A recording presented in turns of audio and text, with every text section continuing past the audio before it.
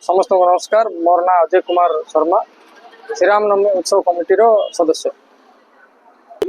देखु चलित वर्ष श्रीराम नवमी उत्सव कमिटी सबु वर्ष भली यही वर्ष मध्य प्रभु रामंकर जन्मोत्सव बड़ धूमधाम रूपे पालन करने को जाऊँगी।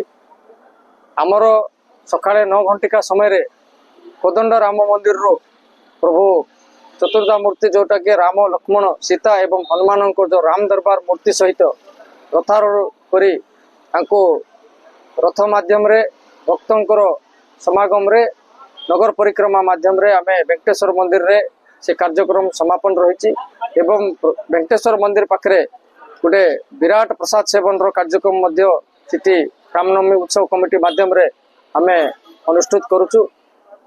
रायगड़ा वासी को आमे अनुरोध करूचु एवं समस्त को स्वागत भी करूचु जे आसंता काली जो कार्यक्रम रही से कार्यक्रम रे समस्ते शामिल करिवे निजको एवं जो राम जन्मोत्सव राम नवमी आमे जो काली को पालन करने को जाऊँ से निजको शामिल करी निजर जीवन को धन्य मन करेंगे।